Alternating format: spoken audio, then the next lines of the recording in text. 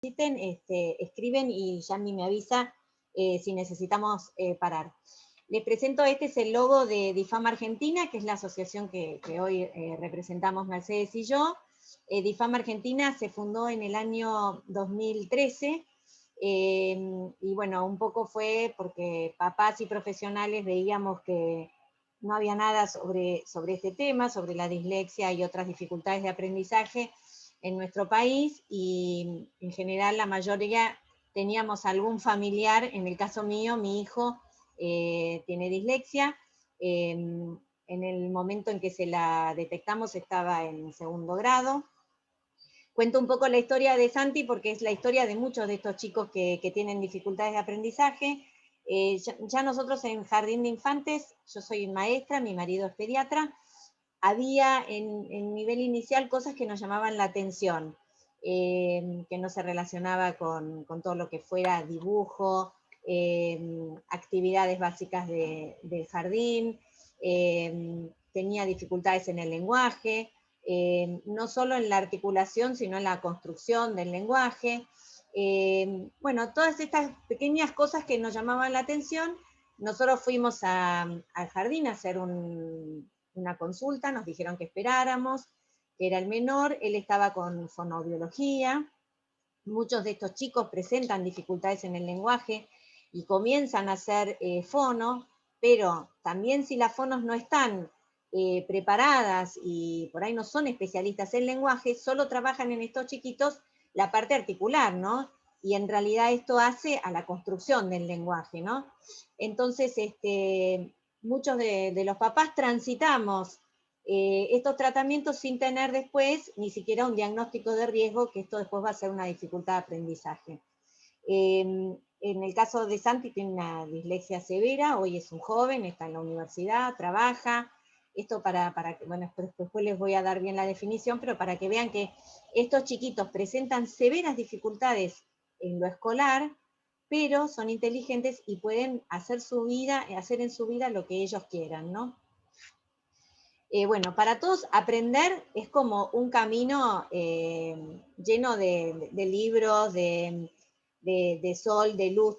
A todos nos gusta aprender. Creo que en la pandemia y en la cuarentena tan larga que tuvimos, muchos de nosotros hemos hecho cursos online. A la que le gusta la cocina ha hecho vivos de cocina, al que le gusta bueno, todo lo que es ciencias de la educación y demás, ha habido un montón de vivos de cursos gratuitos y demás, y para todos aprender es algo bueno, es un desafío, ¿no? Todos en general, no importa la edad que tengamos y lo que hagamos, se presenta como un desafío. Pero para nuestros chicos con dificultades específicas de aprendizaje, realmente aprender, en lugar de los libros ir hacia arriba, van hacia abajo, porque es un trabajo muy penoso, arduo, y que les implica un esfuerzo muy grande, mucho más grande que al resto de las personas. Nosotras que nos dedicamos, o nosotros, no sé si varones, perdón, que nos dedicamos a enseñar, a educación, que creo que es la carrera por excelencia más linda que hay. Soy una convencida de esto. Nosotros trabajamos, en el nivel que trabajamos con almas en formación de personalidad, de autoestima. Y bueno, también nosotros nunca debemos dejar de aprender, porque la realidad es que las neurociencias hoy nos vienen a traer un montón de información que hace años, cuando yo me recibí de maestra, no estaban, de cómo aprende el cerebro, de qué cosas son importantes en cada etapa de la vida. Entonces nosotras que estamos en este trabajo y en esta tarea, nunca debemos dejar de aprender. Tenemos que tener en cuenta que todos nuestros niños son diferentes. Ninguno es igual a otro y ninguno aprende igual que el otro. Y que todos tenemos la posibilidad de aprender, muchas veces con distintas herramientas, pero que todos tenemos la posibilidad de aprender. Rafael Vizquerra, que es con quien yo hice el año pasado justamente un curso sobre educación emocional, dice que lo importante no es qué enseñar, sino cómo lo enseñamos, ¿no? Y esta posibilidad de poder llegar a todos nuestros niños. Porque muchas veces, me acuerdo que Santiago siempre decía, mamá, yo no entiendo a la profesora de matemática porque explica un tema. Si yo no lo entendí, lo vuelvo a explicar de la misma manera. Si no lo entendí de la primera manera, ¿cómo lo voy a entender si me lo explica igual, no? Esta cosa de buscar diferentes estrategias para llegar a los diferentes alumnos, que como dijimos recién, todos aprendemos, pero de maneras diferentes, porque somos todos distintos. Rafael Vizquerra, que se los recomiendo, hay un montón de videos de él en internet, te dice que lo importante no es tanto llenar nuestras cabezas de contenidos, sino encender como la ilusión, el deseo de seguir aprendiendo toda la vida, ¿no? Que esto es lo que les pasa muchas veces a nuestros chiquitos con dislexia, que el sobreesfuerzo que hacen y el continuo fracaso que tienen frente a las tareas escolares hace que bajen los brazos, ¿no? Bueno, ¿qué creo yo? Y cuando armé la charla, que tenemos que tener nosotros en nuestra tarea, y me incluyo porque, bueno, yo estoy en ejercicio también, es nunca perder el entusiasmo por lo que hago, ¿no? Siempre decir, bueno, a veces es difícil porque cada una tiene su realidad familiar, sobre todo en este tiempo que nos tocó vivir, que muchas tuvimos que reaprender la tecnología, amigarnos con la tecnología que no sabíamos, bueno, ahora con el barbijo, la máscara, los protocolos que vamos a tener que utilizar, que es difícil. Hoy justo en la página de la asociación una mamá pone, bueno, pero hablen del tema de los barbijos, los chicos con dificultades de lenguaje, les es mucho más difícil expresarse con el barbijo, además de las dificultades que tienen, ¿no? Entonces todo esto es un continuo desafío que nos ha presentado en estos momentos la vida, lamentablemente nos tocó a nosotros, pero bueno, no perder igual el entusiasmo por esta tarea que tenemos. Hoy veía en el noticiero de la mañana temprano cómo en Cava ya habían empezado las clases, el entusiasmo de los chicos por volver a las escuelas, y bueno, realmente para nosotras creo que es un desafío muy grande el que se nos presenta, y bueno, tomarlo con entusiasmo, ¿no? Saber que nosotros como docentes no enseñamos un tema, sino que formamos a las personas en su dimensión integral. Tenemos una persona íntegra frente a nosotros, no solamente matemática, lengua o en mi caso que yo de catequesis, sino que realmente el chiquito, el adolescente que tenemos delante es una persona integral, que también él, igual que nosotras, tiene sus dificultades, su realidad familiar, sus miedos, y bueno, todo esto nosotros como docentes que trabajamos con personas tenemos que siempre tenerlo en cuenta. Conectar con los intereses de nuestros amigos y obviamente nunca tenerle miedo al cambio. Lo que vuelvo a decirles, hace años todo lo que las neurociencias nos vienen a traer, nosotros no lo conocíamos. Y hoy tenemos que tratar de utilizarlo. Esto lo voy a saltear para no alargarme, porque yo soy larguera. Les voy a ir directo a la definición de dislexia. Esto es la definición de dislexia. Tengamos en cuenta que en general tiene comorbilidad con dificultades en la escritura, que es la disgrafía, en el cálculo, que es la discalculia, dismapia, la ubicación en el mapa. Pero bueno, como la dislexia se cree que es alrededor del 80% de las dificultades específicas del aprendizaje, es en la que más nos vamos a detener porque es la que por ahí más vemos, por más que les digo que el chiquito con discalculia sufre mucho, la pasa mal, y ni que hablar del chico que tiene todo el combo, ¿no? Que tiene dislexia, disgrafía, discalculia, que es como que todo lo que la escuela me viene a mostrar y a enseñar, en todo me cuesta y fracaso, ¿no? Bueno, la dislexia es una dificultad inesperada porque nosotros tenemos un hijo que por ahí tiene 1 o 2 años y vemos que tiene una conexión normal con el mundo, ¿no? No tiene ninguna otra dificultad que veamos. De origen neurobiológico, quiere decir que venimos así, las chicas, los chicos con dislexia o otras dificultades vienen así de fábrica, como decimos nosotros, y hereditaria, para la adquisición de la lectura en forma fluida, exacta y automatizada. En un niño sano, que ha sido debidamente estimulado y que tiene las capacidades necesarias para adquirirla. ¿Esto qué quiere decir? Que cuando yo veo un chiquito que ha sido escolarizado, porque si yo me detengo en una tribu de indígenas que nunca fueron a la escuela y yo nunca los puse frente al aprendizaje, no puedo hablar de dislexia hasta que no los ponga en situación de aprendizaje, ¿no? Sino en un niño sano que ha sido debidamente estimulado. no puede adquirir la lectura en forma fluida, exacta y automatizada. ¿Qué quiere decir? ¿Aprenden a leer? Sí, pero no con la fluidez que tiene un lector hábil. ¿Y la automatización qué quiere decir? Cuando yo estoy aprendiendo a manejar, si el que aprendió, vieron que nos transpiran las manos, que nos ponemos nerviosas, que todo nuestro recurso cognitivo lo ponemos en, voy a apretar el embrague, ahora voy a poner primera. En la medida que yo automatizo el manejo y que lo practico, ya no estoy pensando qué tengo que hacer, sino que puedo leer los carteles, charlar con mi vecina. Bueno, los chiquitos con dislexia nunca llegan a automatizar la lectura de la misma manera que lo hace un lector hábil. Entonces, se detienen mucho tiempo en las palabras que no les son conocidas, muchas veces se detienen también en las conocidas, y este tiempo que ellos invierten en detenerse, en decodificar, se lo restan a la comprensión lectora. Si ustedes imagínense leyendo en portugués, ¿no? Que van a ver que hay palabras amigables, pero que hay palabras que tengo que decodificarlas. Un texto, practico en la casa después, un texto en portugués, me va a llevar leerlo y comprenderlo mucho más tiempo que un texto en castellano. Esto es lo que les pasa diariamente a los chiquitos con dislexia. Hagan la prueba, nosotros cuando damos las charlas en vivo, en persona, les hacemos las pruebas. Hoy el tiempo medio nos apremia y además es muy difícil no teniendo contacto personal, pero hagan la prueba en sus casas de cuánto les lleva leer un texto en portugués y el mismo texto en castellano. Y van a ver que les implica un esfuerzo grande y mucho más tiempo. Entonces pónganse en los zapatos del chiquito con dislexia, que esto es lo que les pasa continuamente con textos cortos y con textos largos. Por eso se ve afectada la lectura comprensiva, porque el recurso cognitivo lo ponen en decodificar. Nosotros, Stanislav Dehaene, si alguna lo leyó, tiene libros muy, muy lindos para aprender sobre este tema, dice que nosotros tenemos en el cerebro como una caja de palabras, ¿no? Donde vamos incorporando vocabulario y las palabras que ya no necesitamos decodificar. Si yo probablemente en este texto, por ejemplo, dificultad, mi cerebro la haya reconocido, origen también, pero por ahí neurobiológico tuvo que ir a, no en mi caso que lo leí 20 veces, pero por ahí ustedes hayan tenido que ir a decodificarlo.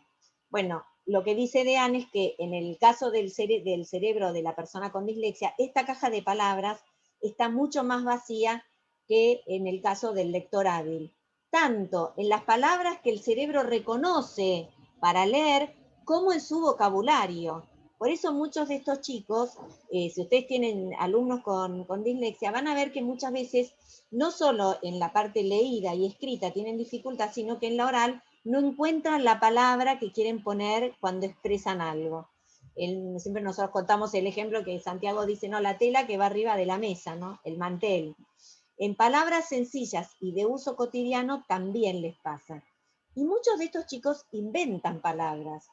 Y ustedes los van a escuchar hablar y van a decir, ¿qué me quiso decir? Porque inventó una palabra difícil y la puso en un texto que no tenía nada que ver, ¿no? Por eso, porque tienen como esta caja de palabras que dice Dehaene, mucho más vacía. Y esto es muy importante a la hora de estar con una persona con dislexia, tenga la edad que tenga, y ni que hablar a la hora de evaluarlos, que después vamos a ver las ecuaciones, la evaluación por excelencia sería la oralidad, pero también teniendo en cuenta que esta caja de palabras de vocabulario oral también está más vacía que en los alumnos lectores hábiles. Entonces que muchas veces no van a poder decirme la palabra fotosíntesis, pero si me explican de qué se trata, ya voy a saber que lo aprendió, pero va a tener esta palabra, le va a ser muy difícil guardarla en su cerebro. Bueno, se dice que entre el 10 y el 15% de la población mundial tiene dificultades específicas de aprendizaje. Nosotros, por ser un país de habla hispana, castellana, estamos más cerca del 10%. En los países de habla inglesa, donde el idioma no es transparente como el nuestro, muchas veces incluso las personas con dislexia muy leve se ponen de manifiesto justamente porque la lengua no es transparente, ¿no? Bueno, la dislexia y las otras dificultades de aprendizaje atraviesan todos los contextos socioeconómicos. Nosotros lo que vemos desde la asociación es que cuanto más vulnerable es el contexto, peor la pasan. ¿Por qué? Porque les cuesta mucho más llegar a un diagnóstico, sostener un tratamiento, porque muchas veces fueron chicos que no fueron tan estimulados desde las casas, entonces cuesta mucho descifrar si es una dificultad o fue falta de estimulación, pero la realidad es que todo atraviesa todos los contextos socioeconómicos y en todos hay sufrimiento, ¿no? Atraviesa todos los países, todas las lenguas, y bueno, esto que les decía de la predisposición genética y hereditaria, que es tan importante, por ejemplo, en inicial, cuando yo hago la entrevista a los papás, tratar de agregar esto de saber si hubo en la familia alguien con algún tipo de dificultad de aprendizaje, algún tipo de dificultad en lenguaje, porque esto ayuda después a agregar un dato más en estos chiquitos que yo veo que empiezan a tener estas dificultades. Entonces es como un dato más que está bueno por ahí tenerlo, ¿no? Bueno, todos los chicos con dislexia aprenden a leer, pero probablemente nunca con la eficacia, la fluidez y la rapidez que lo hace un lector hábil. ¿Por qué creemos nosotros desde la asociación que debe ser atendida? Y bueno, porque realmente el fracaso escolar duele y mucho. Yo les digo que para nosotros los papás y las que son mamás, bueno, para los hijos para uno lo son todo, ¿no?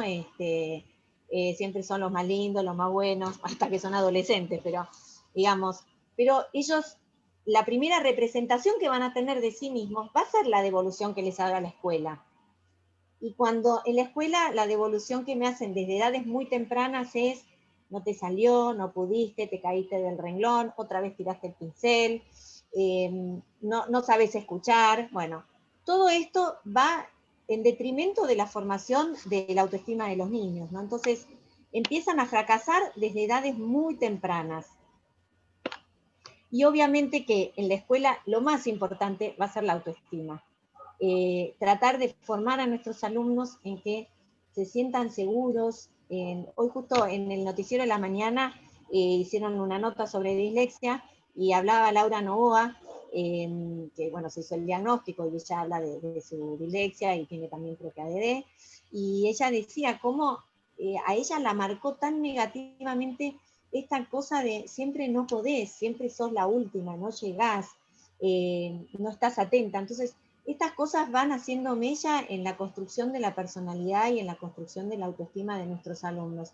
Por eso es tan importante a la hora de estar con los chicos, con los alumnos, repensar nuestra tarea y ver cuáles son las fortalezas de cada uno para poder como hacer pie en esa fortaleza y trabajar desde ahí la dificultad, ¿no? ¿Cómo podemos describir a grandes rasgos, porque obviamente somos todos diferentes, pero a grandes rasgos, un alumno con dificultades específicas de aprendizaje? Bueno, parece brillante y muy inteligente, de hecho es lo que nos devuelven a los padres. Bueno, si es tan inteligente para esto, ¿por qué le va tan mal en el colegio, no? Pero su nivel de inteligencia nunca condice con su nivel de lectura, de escritura y con su rendimiento académico, ¿no? Es como este desfasaje que hay entre lo que él parece de muy inteligente y el rendimiento que tiene a nivel escolar. Las calificaciones muy pocas veces están acordes al esfuerzo que hacen estos chicos. Calculen que un chico que tiene ya diagnóstico de algún tipo de dificultad de aprendizaje generalmente tiene otra escolaridad porque tiene que ir a tratamientos de fonoaudiología, de psicopedagogía, al psicólogo. Entonces, no solo para él, la carga para él es la escuela, sino que va además a todos los tratamientos que esto implica, que le llevan tiempo, también le llevan esfuerzo, y bueno, le sacan obviamente horas de juego, horas de diversión, y que son necesarios, o sea, estos tratamientos son necesarios, pero bueno, a la hora de, muchas veces pasa que nos dicen a los papás, la devolución es, bueno, pero que deje de hacer deporte, que deje de ir a baile, y que se concentre, y fíjense que estos chicos muchas veces van a una escolaridad, a veces doble escolaridad y después una triple escolaridad de tratamiento, ¿no? Si además yo le quito aquello que le gusta, que le causa placer, es como que su vida es siempre, ¿no? Trepar el Everest, nunca ir para abajo, siempre ir en el esfuerzo para arriba, ¿no? En general se los etiqueta de inmaduros, de flojos, de descuidados, sin actitud para el estudio. Nosotros, cuando la asociación comienza a trabajar y se hace la ley, que ahora se las voy a presentar, nos decían que, bueno, hacer una ley para dificultades de aprendizaje era como etiquetar a los chicos, ¿no? En realidad un diagnóstico no te etiqueta, sino que te da la base sobre la cual te vas a parar para saber que tenés que trabajar de una manera diferente con este alumno. Pero sí estos chicos reciben etiquetas y la etiqueta es que son vagos, que son burros, que no pueden, que no tienen actitud, que no se esfuerzan lo suficiente. Y estas son las etiquetas que a la larga les hacen daño. Tener un diagnóstico me ayuda a mí a decir, bueno, con este chiquito que le pasa esto, voy a trabajar de esta manera. Por eso creemos nosotros que es tan importante hacer diagnósticos de riesgo incluso en preescolar, que no somos nosotras las que vamos a diagnosticar, pero sí ver qué señales de alerta, que después va a hablar bien Mechi, a qué señales de alerta yo tengo que estar bien atenta para saber, poder derivar a este chiquito a hacer un diagnóstico de riesgo en edades tempranas o en primaria y en secundaria un diagnóstico de dificultades de aprendizaje. Muchos de estos chicos tienen trastornos de comportamiento, tienen trastornos de ansiedad, muchos de estos chicos presentan dificultades como comerse las uñas, muchos se lastiman, tienen dolores de panza los domingos, tienen faltas recurrentes. ¿Por qué? Porque a la larga el colegio o la escuela llega a ser como para ellos un campo de guerra, ¿no? Por definirlo de alguna manera, ¿no? Un lugar donde no estoy a gusto, no me siento cómodo, donde todo lo que trato de hacer me sale mal, donde estudio con mi mamá y al día siguiente igual me va mal porque no encuentro la palabra. Entonces, esto se traduce muchas veces en trastornos del comportamiento, ¿no? Y nos ha pasado con chiquitos que hemos ido a escuelas a dar charlas y nos ha pasado que, bueno, a este yo le hago las adecuaciones pues se porta mal, y a este que se porta bien, pero este además se porta mal, es como que entonces no le hago nada, ¿no? O sea, ver, digamos, el trastorno de comportamiento como una consecuencia de algo que está pasando. ¿Qué le está pasando a este chico que no puede quedarse sentado? ¿Qué le está pasando que no quiere trabajar? Les recomiendo, que yo había traído un pedacito, pero no lo voy a pasar porque estamos escasos de tiempo, la película Estrellas en la Tierra, para la que no la vio. Es una película donde el director de la película, que es también el actor adulto, él es disléxico y puede poner en esta película todo lo que él sintió. Y ahí se ve claramente el tema del abandono, la tristeza, la enfermedad de un chiquito que no se siente comprendido en lo que le pasa. Y cómo la figura del docente que logra descubrir que es, bueno, cambia la historia de este alumno. Así que se la súper recomiendo. Está, creo que la pusieron en Netflix ahora y está en YouTube. La pueden ver por la compu. Es una película hindú. Es un poquito larga, pero bueno, se la súper recomiendo. Bueno, también las funciones ejecutivas en estos chicos están afectadas. Esta dificultad está, así para ubicarla de alguna manera, en el área izquierda del cerebro, en el área del lenguaje. Por eso un despistaje fundamental en inicial es el tema del lenguaje. También las funciones ejecutivas, que están en la misma área. Entonces, ¿qué son las funciones ejecutivas? Esto lo da Ana María Soprano, que también se las recomiendo si quieren leerla. Son capacidades de dirección, control y regulación, tanto de lo cognitivo como de los aspectos emocionales, que muchas veces son estos aspectos emocionales la punta del iceberg, o sea, lo que yo veo de mi alumno, no lo que llego a ver. Y ahí se las voy a decir, les voy a decir algunas, como para que se imaginen algún alumno que hayan tenido, que seguramente lo van a poder encontrar acá. ¿Cuáles son? Anticipación, el chiquito que no puede anticipar, ¿no? Organización, planificación. Yo les cuento que mi hijo, que tiene una dislexia severa, tiene afectadas todas estas. Incluso hoy en su vida adulta, porque tiene 23 años, ya es adulto, le cuesta mucho anticipar, entonces tiene problemas con el banco, con la cuenta, con el sueldo, porque se olvida. O sea, son personas que incluso de adultas siguen teniendo estas dificultades, por más tratamientos que hayan hecho, porque bueno, es como que nosotros decimos en casa, es como que su cerebro está cableado diferente, ¿no? Y muchas veces es difícil comprenderlos, incluso desde las familias, ¿no? Pero ¿cómo? Otra vez te colgaste con esto, y por ahí se planifican, lo escribe, se pone en la agenda y después se cuelga de leerlo, entonces clava al dentista. Bueno, todo esto llevado, imagínense, flexibilidad, autorregulación, la resolución de problemas, todo es lo que nosotros en el aula evaluamos.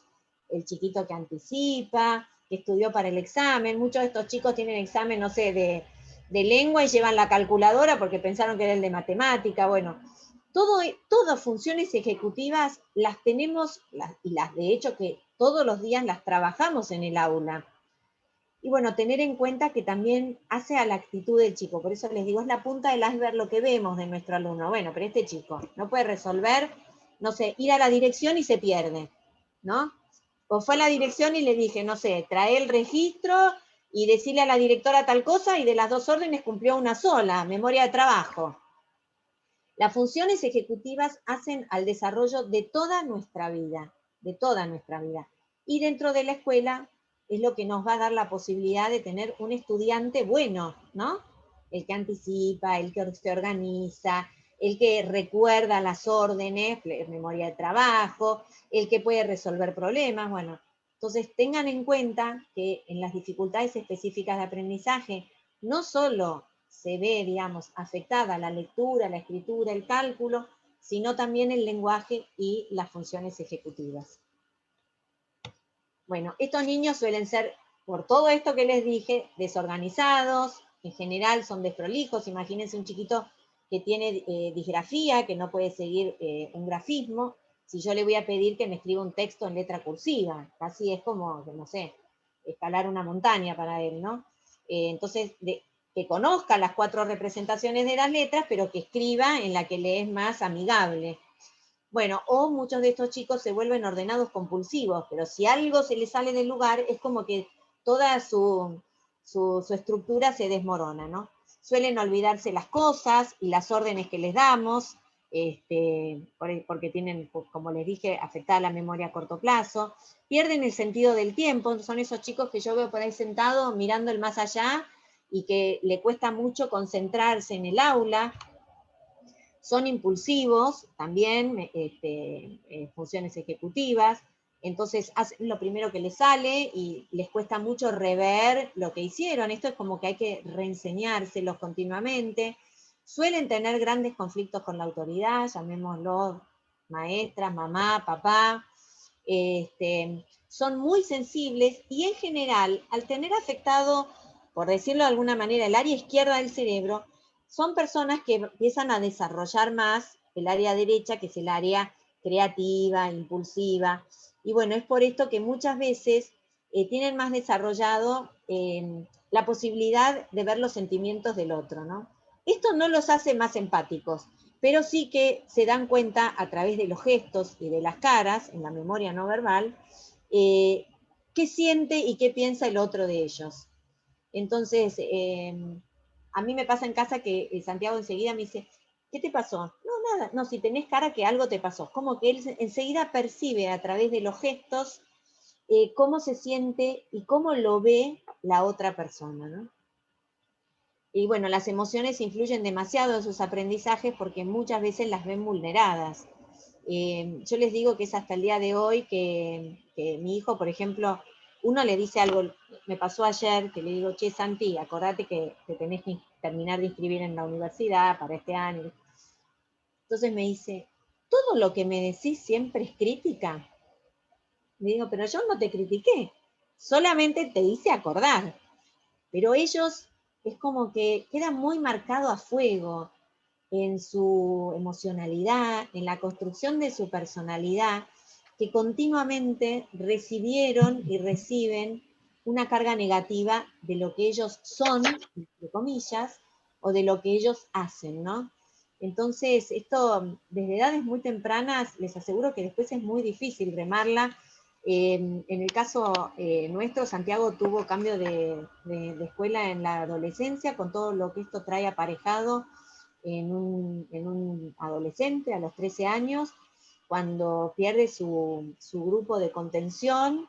Yo vivo, bueno, en San Isidro, él iba a un colegio cerca y al club cerca. Cuando tiene que dejar su cole, también deja su club, porque le da vergüenza sostener la amistad de los mismos chicos que eran sus compañeros.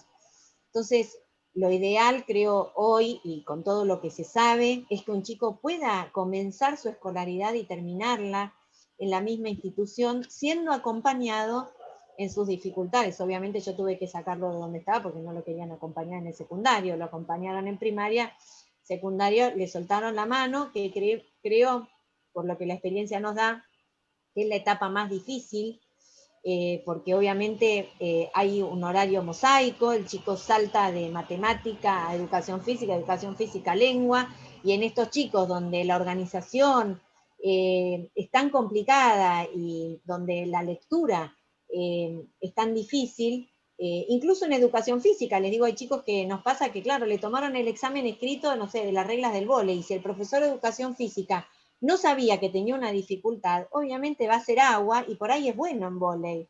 Entonces, tener en cuenta que toda la escuela tiene que estar al tanto de lo que le pasa a este chico y trabajar todas en equipo, ¿no? Utilizan 3 veces más de tiempo y 5 veces más de energía cerebral que un lector hábil. O sea, imagínense el sobreesfuerzo que continuamente están haciendo estos chicos para la misma tarea que su compañero de banco, ¿no? 3 veces más de tiempo, 5 veces más de energía cerebral. Ya ustedes con esta frase pueden pensar infinidad de adecuaciones para hacerla que impliquen menos tiempo para el chico que tiene una dificultad de aprendizaje, como por ejemplo, si voy a tomar 5 oraciones de análisis sintáctico, a él tomarle 1 o 2, porque él va a usar 3 veces más de tiempo, 5 veces más de energía cerebral. Ya con esta frase, que para mí es fundamental que uno se la grabe, yo a veces la invierto, porque no sé si no soy disléxica, pero bueno, ya con esta frase puedo pensar infinidad de adecuaciones en mi materia, en mi tarea diaria con estos chicos, tanto virtual como presencial. Ya sabiendo que este chiquito que tiene una dificultad de aprendizaje, incluso sin tener diagnóstico, que yo veo que lee más lento que los demás, puedo utilizar, disminuir la cantidad de tarea que va a llevar. Bueno, ustedes en su área podrían pensar infinidad de adecuaciones. Estos chicos sienten con este diagnóstico, sobre todo los chicos que no tienen diagnóstico, que saben que algo les está pasando, pero que todavía no llegué al diagnóstico, porque muchas veces cuando llegan al diagnóstico y uno les explica lo que les pasa, es como que, ¿era esto? Yo no era tonto, yo no era burro, me pasaba esto. Entonces uno les explica que su cerebro, las psicopedagogas les hacen el dibujito, es como que, pero el chico que no tiene diagnóstico y que ve que va fracasando, siente vergüenza, se siente humillado, se sienten tontos, tienen la sensación de que nunca les va a salir nada bien, porque si en el cole todo me sale mal, en todos lados me va a salir mal. Bueno, esto que les decía, hay un gran estrés emocional, trastornos de ansiedad, chiquitos que se enferman. Nosotros tenemos en la asociación chicos con hemorragias digestivas, chicos que tienen alergias, todo esto que es fruto del estrés que sienten porque algo no les está saliendo de la manera en que les tendría que salir, ¿no? Obviamente bronca hacia todos los ámbitos, pero sobre todo al ámbito escolar, y ustedes lo verán en sus alumnos, y mucha frustración porque nunca llegan a cubrir las expectativas de la escuela y de los padres, porque imagínense, el otro día yo tuve un diálogo así con mi marido sobre las universidades, ¿no? No, porque fulanito que se saca 10, que se recibió en tiempo y forma, bueno. Todo esto que los papás también queremos para nuestros hijos, que se reciban, que tengan éxito, que les vaya bien, para que ellos estén bien, el chico lo siente como una frustración muy grande. Porque bueno, el mío nunca se va a recibir en tiempo y forma. Imagínense que eligió justo derecho para estudiar. O sea, es todo lectura. Entonces, si sus compañeros dan 5 materias, él da 2 y cuando las da. Entonces, esta frustración, una vez él me dijo, fue a dar un examen y yo veía que no entraba, que estaba en la puerta, y me dice, mira, lo peor de que me hayan bochado es verte la cara, porque yo sé que vos estás esperando que me vaya bien. O sea, ellos saben que esta, digamos, falta de éxito o sobreesfuerzo, que no es recompensado con una nota, también es como frustrante para los papás, para las familias, para los pares, porque imagínense un chiquito que ve que los pares avanzan y él no puede. Entonces, es tan importante llegar a un buen diagnóstico, poder explicarles de qué se trata y acompañarlos en este transcurso, ¿no? Bueno, los papás, obviamente, si hay acá maestras que tengan chicos con dislexia, sentimos culpa, frustración, muchas veces no nos sentimos acompañados por la escuela, llegamos al diagnóstico, bueno, vamos a la psicopedagoga, hacemos los tratamientos y después no hay adecuaciones, y esto nos genera una impotencia muy grande, también a nosotros bronca contra el sistema, Yo he tenido periodos que he estado pero furiosa contra las profesoras, he ido a esperar a la salida a las profesoras del cole anterior, porque son etapas que uno ve que su hijo sufre y tiene impotencia, porque vos decís, bueno, lo llevo a la psicopedagoga, tengo reunión con el director, me prometen el oro y el moro que van a hacer las adecuaciones y después le toman los exámenes sin adecuaciones y el chico fracasa y empiezo la rueda de vuelta, ¿no? Este círculo vicioso en el cual estamos metidos y que hay que romperlo, creo yo. Creo que la escuela tiene hoy, esta pandemia nos ha dado una posibilidad grande también de volver a formarnos, de repensar nuestra tarea con la virtualidad, usando también toda la tecnología que está al alcance de la mano, que para estos chicos es maravillosa. Y también ver que un chico puede aprender a través de un video, no necesita aprender solo a través de un texto. Para estos chicos todo lo que es audiovisual les queda marcado a fuego, les entra. Entonces ver que también es una forma de aprendizaje, incorporarla a nuestras prácticas cotidianas. Creo que en esto ha sido algo bueno de esta pandemia, de esta cuarentena, que podemos como incorporar a nuestra tarea y también saber qué contenidos realmente son prioritarios y cuáles en estos chicos ya no son tan prioritarios y puedo como hacer foco en lo que para él es más importante, ¿no? Y para nosotros que aprendamos. ¿Qué nos dicen muchas maestras? Bueno, lo que ven, que no pone actitud, que son maleducados, que son vagos, que debe ser psicológico. La primera derivación que se hace a estos chiquitos es a los psicólogos. La primera, yo lo veo en el cole donde trabajo también, ¿no? La primera derivación es a la psicóloga. Yo les digo algo, perdónenme si hay psicólogas entre el público. La mayoría de las psicólogas no saben de dificultades de aprendizaje. Para hacer un buen diagnóstico de dificultades de aprendizaje tengo que tener test específicos, que en general las psicólogas no lo tienen. Entonces, debería mi primera derivación, sobre todo en edades tempranas, ser a una fono especialista en lenguaje o a una psicopedagoga. Si es neurocognitiva, mejor. ¿Por qué? Porque muchos de estos chiquitos pasan 3, 4 años en psicología viendo la actitud y perdieron esos años maravillosos de plasticidad cerebral trabajando estas dificultades. Por eso es tan importante cuando yo veo que un chiquito tiene una dificultad de lenguaje, que no se relaciona, bueno, ahora voy a hablar no me quiero adelantar, esperen que voy a ir directo. Ahora sigo con este tema, pero quiero presentarles la ley. Para la que no la conoce, calculo que todas ya sabrán que existe, porque está desde el año 2016 ya. La provincia de Buenos Aires fue de las primeras provincias en adherir a esta ley, es una ley nacional, y bueno, tiene 4 patas fundamentales. La capacitación docente, que es un poco lo que estamos haciendo hoy, esta charla disparadora, porque no es una capacitación, creo yo, es más una charla disparadora para que yo me meta a trabajar en el tema. El tema de tener clara la detección precoz. Esto es el nivel inicial y los primeros grados. O sea, ya la ley habla de esto. No estoy diciendo porque en una época conciencia fonológica en la provincia de Buenos Aires era casi mala palabra. Hoy esta ley nacional viene a ponernos sobre la mesa que tenemos que trabajarla en el nivel inicial para poder detectar a aquellos chicos que no la tienen. ¿Por qué? Porque el chico que no tiene desarrollada la conciencia fonológica no va a poder después relacionar este fonema con el grafema. Entonces, tan importante poder trabajarla, aunque sea 3 veces por semana, siempre todo oral, que mamá y música empiezan con el mismo ruidito, y a ver, ese ruidito, ¿qué otras cosas ves que empiezan con ese ruidito? Trabajar primero el ruido inicial, luego el final, por último el medio, hacer omisiones. ¿Qué pasa si yo a mamá le saco el último ruidito? ¿Cómo queda? Mam. Bueno, y van a ver que yo voy creciendo con mis alumnos y va a haber un grupo de chicos que no van a tener desarrollada la conciencia fonológica. Con esos chicos tengo que trabajarla más a fondo y probablemente haya un porcentaje mínimo que va a ser el 10%, o el 8, o el 12, que luego va a ser una dificultad de aprendizaje.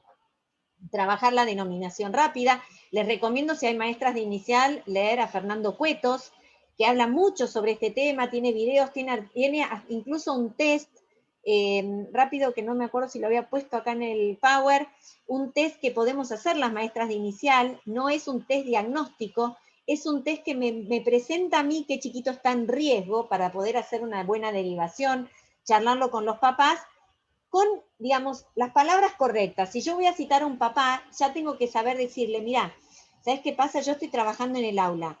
Conciencia fonológica, que son los ruiditos del habla, la denominación rápida, que es que él me pueda decir, no sé, a ver, charlemos de las frutas. Decime frutas que te gusten. Y el chico que empieza, banana, ay, fideos, como que no puede denominar rápidamente objetos, números, bueno, el vocabulario, no puede seguir una rima. Estos chiquitos, de esto habla la ley de detección precoz. Son los que a mí, seño de inicial, me tienen que hacer ruido para poder hacer una derivación temprana y aprovechar estos años entre los 4 y los 7 años que hoy se sabe son los años de mayor plasticidad cerebral. El cerebro es plástico toda la vida, pero ¿por qué se enseña a leer en esta edad, a los 5 o 6 años? Porque es el periodo de mayor plasticidad cerebral. O sea que cuanto antes yo haga una detección de los niños que tienen estas dificultades y comience a trabajarlos, mejores van a ser sus perspectivas para poder desarrollar estrategias de compensación de este déficit que van a tener. La ley también habla de las adecuaciones, tanto en primaria, secundaria, como en niveles terciarios y universitarios, y la cobertura de diagnóstico y tratamiento dentro del plan médico obligatorio. Esto es importante que nosotras como docentes lo sepamos, para poder decirles a los papás, mira, tu obra social, tu prepaga, tiene obligación de cubrirte diagnóstico y tratamiento dentro del plan médico obligatorio. Bueno, de esto ya les hablé, del tema de la detección precoz, y aparte Mechi va a hablar más que yo, así que me voy a ir, pero bueno, les digo porque creo que hay muchas maestras de inicial, justo estuve con 2 y me contaron que iban a estar en la charla, lean a Fernando Cuetos, él tiene este test que me parece súper importante para que nosotros lo tengamos, lo pueden bajar de internet, y él justamente lo que dice es que el diagnóstico de la dislexia se suele producir muchos años después de que se inicie el aprendizaje de la lectura y la escritura. Y que para entonces estos niños ya traen esta mochila del fracaso y de la pérdida de la autoestima. Por eso es tan importante una detección precoz. También les recomiendo, si les interesa y hay maestras de inicial, que lean y que sigan al grupo Leduca. Yo justo hablé con alguien del municipio, ellos tienen un programa muy interesante para trabajar desde sala de 3, en sala de 3, 4 y 5, estos 4 aspectos que van a hacer a un buen aprendizaje de la lectura, ¿no? Para todos los niños. O sea, porque todos los niños van a aprender, cuanto más trabajemos estos 4 aspectos, mejor va a ser el aprendizaje de la lectura en todos los niños, pero además voy a poder detectar tempranamente a aquellos que tengan dificultades. Así que bueno, si quieren seguir a este grupo, que también me parece genial. Y bueno, creo que la educación inclusiva hoy es un verdadero desafío profesional y personal para todos nosotros. En este tiempo que nos tocó, más aún, me quedo con la frase que dijo esta mamá: ¿qué van a hacer los chiquitos de inicial que tienen dificultades en el lenguaje con el barbijo? Tenemos que estar atentas a estos chicos, que calculen que si voy a tener una burbuja de 15, uno de estos niños va a tener algún tipo de dificultad de aprendizaje, probablemente haya otras muchas, hoy nos tocó hablar de estas, pero creo que para nosotros como docentes este desafío nos enriquece como personas, nos enriquece en nuestra tarea y puede salvarle la vida a muchos chicos. Las dejo con esto. Se sabe en el mundo que el índice de suicidios es mucho más alto en adolescentes que tienen dificultades de aprendizaje. Nosotros lo hemos tenido en la asociación, chicos que han venido a la asociación, que han tenido no uno, sino varios intentos de suicidio. Lo que pasa en la escuela impacta directamente en la vida personal y emocional de todos nuestros alumnos. Y las dejo con Mechi, que habla de adecuaciones, para que la tengan a ella. Bueno, muchas gracias. Después estamos abiertas a preguntas. Y yo tengo que dejar de compartir para que compartan, ¿sí?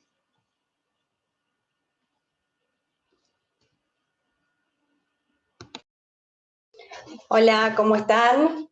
Bueno, mientras voy abriendo la presentación, les cuento quién soy. Soy Mercedes Cabrera, yo soy licenciada en psicopedagogía. Actualmente trabajo como psicopedagoga en un colegio en la parte de secundaria y también hago clínica psicopedagógica con niños y adolescentes. Y agrego, porque no es menor, también soy mamá de una nena de 4 años que está en nivel inicial y un chico de 7 que está en segundo grado, por lo cual también, digamos, tengo experiencia incluso como mamá. Si bien mis hijos por el momento no han presentado dificultades en el aprendizaje, digamos, con toda esta nueva realidad que nos toca vivir, la verdad que dio una perspectiva mucho más amplia, a mí por lo menos, sobre las dificultades de aprendizaje y el abordaje práctico, ¿no? De esto, como la llevada al aula. Así que bueno, las pongo primero en sintonía un poco, los pongo en sintonía con lo que vamos a trabajar durante este ratito que nos toca, ¿sí? Primero vamos a hacer una pequeña introducción de lo que fue el COVID, el contexto de COVID y educación, y después vamos a hablar de lo que son específicamente las adecuaciones de acceso y forma, y las vamos a ver en nivel primario y en nivel secundario, y ejemplos de evaluaciones o de actividades que a mí siempre me gusta poner como forma de poder visibilizar todo esto que vamos a conversar el día de hoy, ¿sí? Y que les voy a compartir. Así que bueno, vamos a arrancar. A ver, no me pasa. Voy a dejar de compartir y volver a compartir, perdón. A ver si ahí va mejor. Ahí está. Bien, entonces, lo primero que les había dicho era que íbamos a ponernos un poco en contexto y todos sabemos de los desafíos que nos generó todo lo que fue el año pasado y este año, por supuesto, ¿no? No les voy a decir a ustedes, pero adaptar las propuestas en un tiempo récord, porque nos pasó eso, tuvimos que adaptar nuestra propuesta a la virtualidad total en un tiempo récord, convocar a nuestros alumnos a la virtualidad, lidiar con toda la cantidad de información que teníamos en las redes, porque la verdad que si algo hubo, fue mucha información circulando, pero bueno, también tomar una decisión de qué es lo que a mí me sirve genera un gran desafío, los problemas de conexión, las faltas de dispositivos, la multiplicidad de realidades de nuestras y de nuestros alumnos, ¿no? La falta de motivación, sobre todo en los adolescentes, que después de mitad de año se vio como muy fuertemente, la pérdida de hábitos, como decía María, la pérdida de lo gestual, ¿no? Y de lo contextual del aprendizaje, o sea, los chicos con dificultades de aprendizaje, como contaba María, se nutren mucho de la información del alrededor, y al estar nosotros en la computadora, digamos, vemos solamente la cara, la mitad del cuerpo, y todo el resto de información que nos da el contexto áulico, mis compañeros y demás, se perdió. E incluso a veces hubo mucho estímulo, porque la realidad es que cuando estamos sentados en el aula, todos nos vemos las nucas, pero cuando estamos en el Zoom o en el Meet y demás, todos nos vemos la cara, y hay mucha información al servicio, a veces, de más y excesiva. Y sumado a todo eso, ¿no? Que todas las miradas y las expectativas estaban puestas en nosotros. Es una realidad, como educadores estuvimos como en el foco más que nunca, y también teníamos que lidiar con nuestra propia realidad, porque también nosotros tenemos una familia por detrás, y también con la incertidumbre, porque nosotros también estábamos viviendo una pandemia, ¿no? Entonces, y un montón de desafíos más que seguro se les ocurran, pero también a mí me gusta mirar como el lado positivo, nos dio muchas oportunidades, y María algunas ya las nombró, nos dio la posibilidad de capacitarnos como nunca, ¿sí? Y vimos la necesidad de capacitarnos como nunca. También la necesidad de revisar nuestra propia práctica, muchas veces por el corto tiempo que tenemos y disponemos, no nos sentamos a mirar detenidamente y a priorizar contenidos, y este año, el año que pasó, lo tuvimos que hacer. Después, incorporación de las tecnologías al aula, que hace mucho tiempo venimos como caminando sobre esto y sobre la necesidad de incorporarlos y sobre el beneficio que eso trae a las personas con dificultades específicas de aprendizaje, y la verdad que esta fue una oportunidad para empezar a correr ese miedo de incorporarlas y poder utilizarlas al servicio del aprendizaje. Y para mí, como psicopedagoga, también la incorporación del juego y del desafío como recurso de aprendizaje. La verdad que esto que tal vez en un contexto áulico presencial no lo veíamos tan factible o solo lo veíamos más ligado a lo que era el nivel inicial, hoy para traer a nuestros chicos en general, no solo a aquellos con dificultades de aprendizaje, pudimos incorporarlo, por lo cual, nada, me quedo con estas oportunidades, ¿sí? Y ahora vamos a la cuestión, ¿no? Adecuaciones de acceso y forma. ¿De qué se trata? ¿Qué es esto? Se trata de estrategias que nos permiten y les permiten a las personas con dificultades específicas de aprendizaje acceder a los contenidos en igualdad de condiciones que sus pares.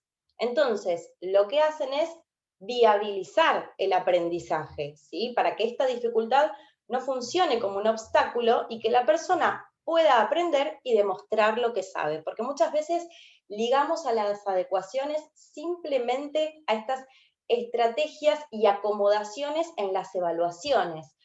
Pero la verdad es que tenemos que pensarlas también como estrategias que viabilicen el aprendizaje y que se utilicen en el transcurso de nuestras clases. Porque también cuando presento algo a lo cual uno de mis alumnos no puede acceder, también estoy trabando la posibilidad de que pueda aprender. ¿Sí? Y es importante hacer acá como un apartado y decirles que no se trata de recortar contenidos, ¿sí? Sino que se trata de modificar la forma en que van a acceder al contenido. A mí me gusta decir esto, ¿no? Se trata de contextualizar el conocimiento que tenemos sobre cómo aprende una persona, ¿no? María nos contó muy detalladamente cómo aprende una persona con dislexia, ¿no? Cuáles son sus puntos débiles, cuáles son sus puntos fuertes, cuánto tiempo tardan en decodificar, cuál es la dificultad específica que hay, y así con las otras dificultades como la discalculia, la disgrafía y demás. Entonces, lo que nosotros como educadores tenemos que hacer es todo ese conocimiento que tenemos sobre cómo aprende una persona, en este caso con dificultad de aprendizaje, contextualizarlo y llevarlo al aula, presencial o virtual, ¿sí? Y el desafío está en encontrar el equilibrio entre lo que es la dificultad y la complejidad, ¿sí? Cuando hablamos de dificultad, hablamos del grado y de la cantidad de esfuerzo que necesita una persona para llevar a cabo una tarea. Y la complejidad es el tipo de pensamiento o acción que voy a requerir para realizar esa tarea.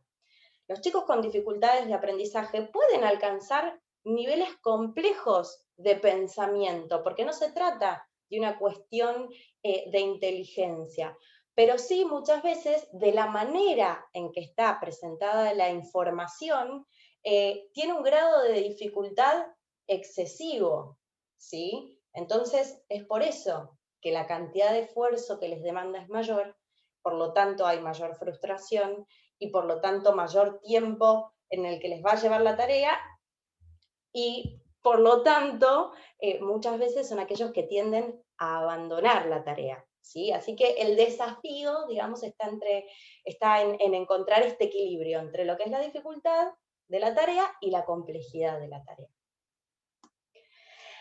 Y como primer adecuación fundamental, ¿sí?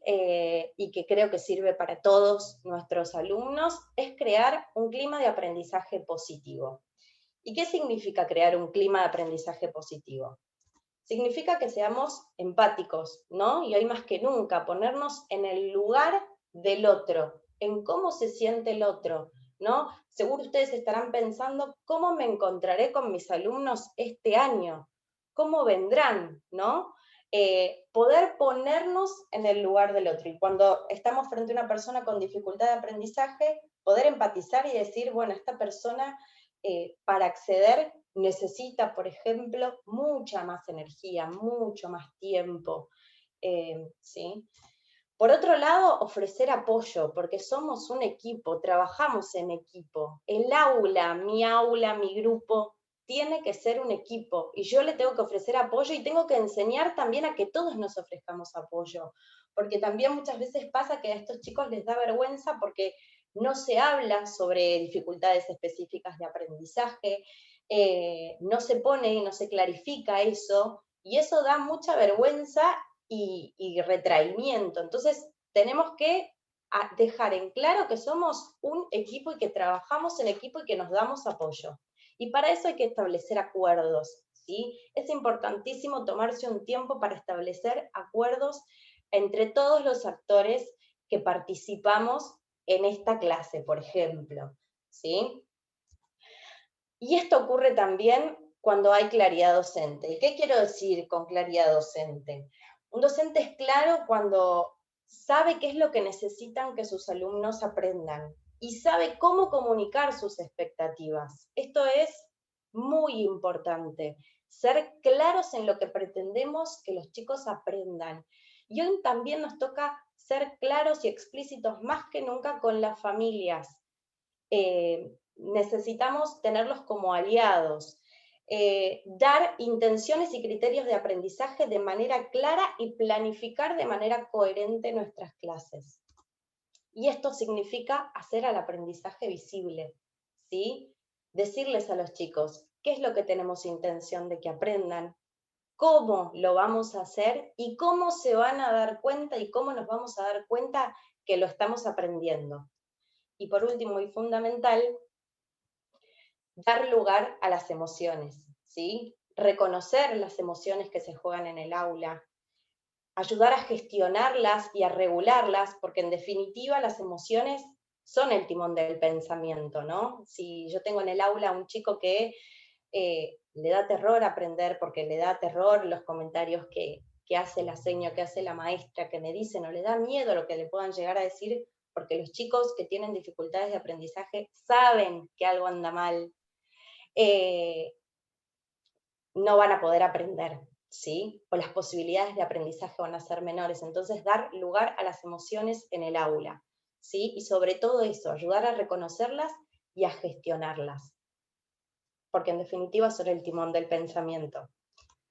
Y ahora sí vamos con las orientaciones generales, ¿no? Y más específicas en cuanto a cómo acomodar nuestras propuestas cuando tenemos alumnos con dificultades específicas de aprendizaje. En primer lugar, y que me parece fundamental, es estar informados y capacitados sobre lo que son las dificultades de aprendizaje. Hoy ustedes están haciendo esto y es un primer paso, y está buenísimo, porque si yo no sé que esta realidad existe, tampoco voy a saber cómo aplicar esto en el aula, ¿sí? Y cómo gestionarlo en mi aula. Así que eso, en primer lugar, fundamental. Como les había dicho antes, establecer objetivos y expectativas de manera clara y explícita, ¿sí? Ser muy claros en lo que queremos aprender y en cómo lo vamos a aprender. Dar feedback permanente, ¿sí? De cómo va el proceso de aprendizaje, de cómo lo van haciendo, si lo están haciendo bien, qué tienen que reorientar. Y esto lo digo desde la manera presencial y también de la manera virtual. Tal vez el año que pasó fue muy importante y tal vez fue muy esporádico el tema del feedback por los tiempos, porque al no estar en tiempo real, el feedback tardaba mucho más y sabemos que el feedback es efectivo cuando es inmediato, ¿sí? Entonces estar atentos a esto. Ser flexibles y cuidadosos con los tiempos que damos, ¿sí? Que les damos a estos chicos, sobre todo, que necesitan mucho más tiempo para realizar las tareas. Y también ser cuidadosos porque muchas veces pasa que insistimos en que darles más tiempo para hacer la actividad o darles más tiempo para hacer una evaluación, y hay días en los que tal vez no pueden seguir con eso, y si nosotros no somos cuidadosos con eso, disparamos los niveles de ansiedad a un nivel que no les puedo explicar, y eso también genera mucha frustración. Entonces, ser flexibles, pero también cuidadosos con los tiempos que otorgamos. Alentarlos siempre a que revisen los trabajos antes de darlos por terminado y que los entreguen. Siempre fomentar el trabajo con algún par o algún adulto que los pueda guiar y organizar, porque como contaba María, hay muchas dificultades en lo que son las funciones ejecutivas, entonces tener a alguien que me pueda acompañar en la organización y en la anticipación del material está buenísimo. Y también siempre ubicarlos en proximidad a los centros de interés, ¿no es cierto? El pizarrón, el docente, ¿sí? Esto es muy importante. Y vamos en específico con algunas adecuaciones o acomodaciones para lo que es primero y segundo ciclo de primaria, ¿sí? Y también acá voy a hacer como algunas aclaraciones para el nivel inicial, que hay veo muchas docentes de nivel inicial y que es muy importante también trabajarlo desde esa etapa. En principio, como un poco contaba María, enseñar de manera explícita el código alfabético, ¿sí? Para ellos no es, para los chicos, digo, con dificultades específicas de aprendizaje, no es para nada evidente que las palabras están formadas por sonidos y que a cada sonido le corresponde un determinado grafema. Esto es un aprendizaje, pero en extremo complejo, donde el cerebro tiene que reciclar un montón de áreas para poder aprender a leer de manera fluida, por lo cual lo tenemos que hacer explícita la enseñanza, ¿sí? No es que un día le va a caer la ficha de arriba y lo va a comprender, ¿sí? Tenemos que ser muy explícitos. Obviamente combinándolo con el uso contextualizado del lenguaje y de las palabras, pero sí, como decía María, dedicarnos un momento a enseñar de manera explícita que cada grafema tiene un fonema, que cada letra tiene un sonido, y que lo importante para aprender a leer es el sonido de esas letras y la combinación de esos sonidos. Tener material concreto y visible en el aula, ¿sí? Yo sé que en primaria esto pasa muchísimo, están las aulas llenas de abecedarios, de números y demás, y después cuanto más grandes van siendo, esto se va perdiendo un poco.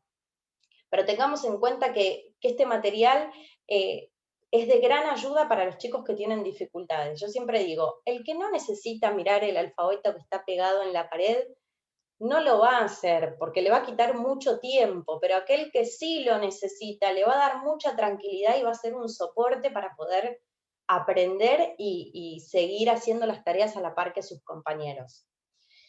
Ofrecer y permitir el uso de andamiajes, ¿sí? De estos soportes, como puede ser tener el abecedario ellos en una parte del cuaderno, el castillo de números, la forma correcta de escritura, porque muchas veces invierten letras, ¿sí? Y digo ofrecer, porque muchas veces los chicos no los tienen y no los usan porque creen que hacen trampa con eso, ¿sí?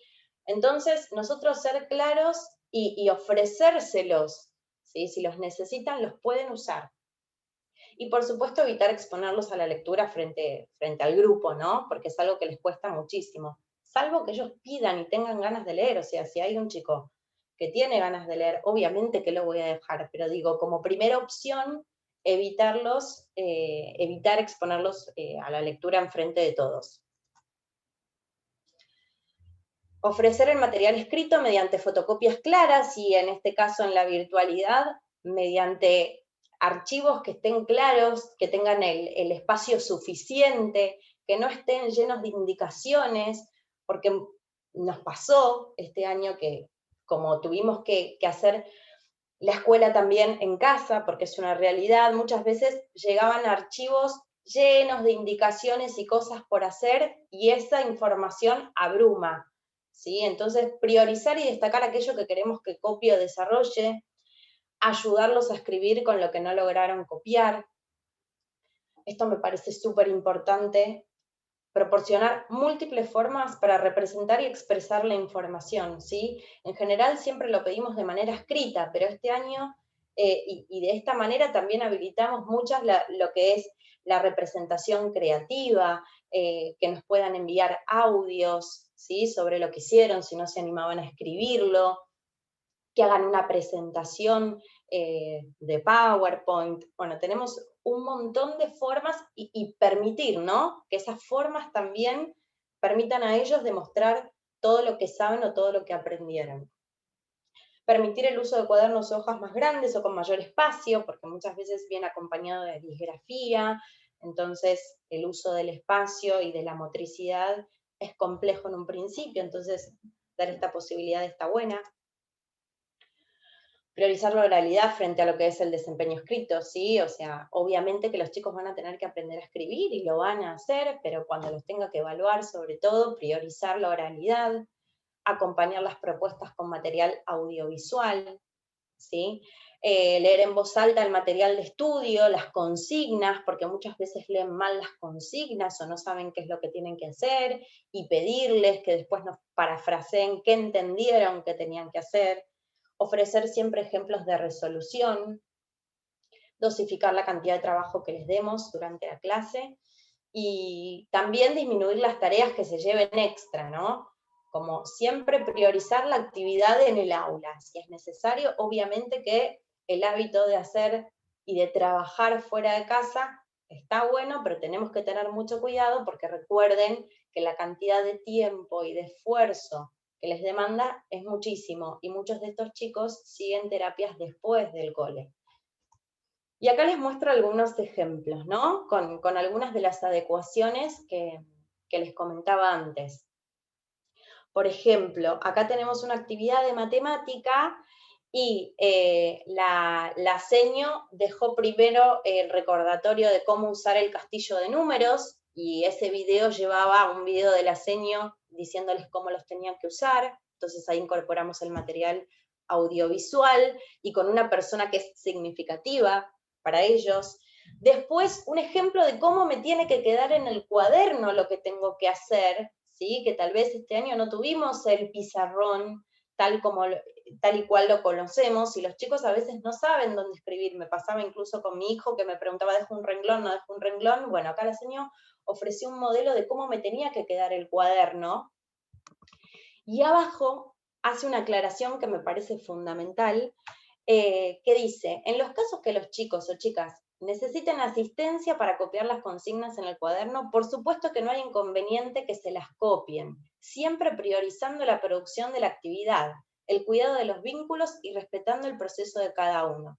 Les puedo asegurar que esta pequeña frase genera un gran alivio a las familias, ¿sí? Y acá es donde estamos priorizando. ¿Qué quiero? ¿Que copie todo o que realice la actividad? ¿Sí? Que pueda realizar lo que le pedí.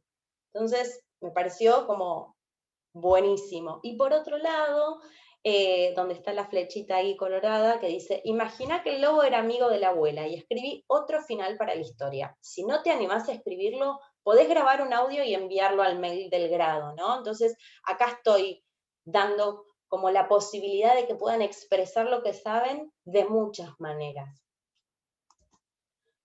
Acá tenemos otro ejemplo de esto, de ofrecer ejemplos de las actividades que quiero que realicen. Y esta me encantó, la que dice actividad número 2, dice los problemas pueden resolverse con sumas y restas, léelos bien y resolveros. Si presionás el triángulo luego de cada uno, podés escucharlo en audio también. Entonces con esto también estoy generando autonomía en los chicos, ¿sí? Me encantó. Acá incorporo también el material de audio, ¿sí? Que muchas veces en la clase lo tenemos y la señora lee el problema y todos lo hacemos, y acá tiene la posibilidad de tener el audio y también de escucharlo la cantidad de veces que necesite.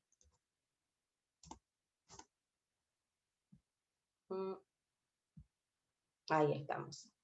Bueno, Estos chicos suelen tener muchas faltas de ortografía, entonces tratar de evitar descontar puntos por ortografía, ¿sí? Establecer un código personal de corrección, porque muchas veces aparecen los trabajos o las evaluaciones llenos de marquitas de todos los colores, entonces los chicos no saben ni qué es lo que les corrigieron y lo único que ven es hice todo mal, ¿sí? Entonces tal vez hacer una marquita con lápiz para cuando haya errores de ortografía y esto acordarlo con los alumnos.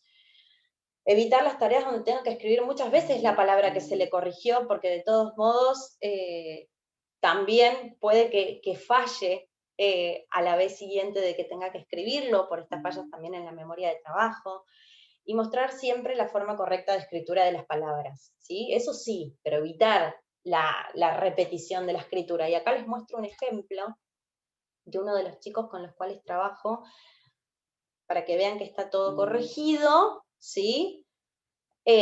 Cómo lo percibe él, y si ven, a la derecha dice, le puso todas las palabras que tenía mal escritas, y él, por ejemplo, en la palabra convivencia, ya a la segunda vez que la escribe mal, escribe convivencia otra vez, pero ¿saben por qué? Porque no era clara tampoco la letra de la maestra, entonces si ven como lo escribió la maestra convivencia, parece que dice convivencia y no convivencia.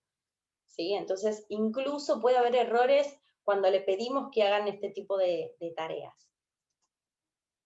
Por otro lado, cuando se evalúe la comprensión de textos o se evalúen contextos escritos, ¿sí? Anticipar el material de lectura. Este año creo que eso se pudo hacer porque los chicos tenían subidos los archivos de manera anticipada y esto hace que puedan trabajar el material previamente en casa y muchas veces esto genera cierta controversia, ¿no? Porque y si se lo doy y se lo paso a otros compañeros, la verdad que no hay ningún problema, porque a ver, vamos a ir desde la lógica. Al que lo necesita le va a venir bárbaro, porque va a ser una lectura tranquila en su casa, de manera anticipada, las palabras que no conozca las va a poder buscar las va a poder googlear, iba a decir buscar en el diccionario, pero no sé ya quién busca en el diccionario, las puede googlear, las puede preguntar a algún adulto que esté cerca.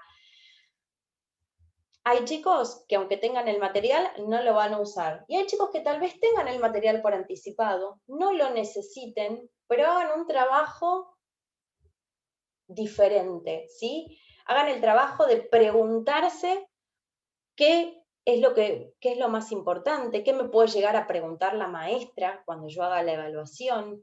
Y eso es formar aprendices autónomos, ¿sí? Por lo cual esto les sirve tanto a los que tienen dificultades de aprendizaje como para seguir formando a nuestros otros alumnos también.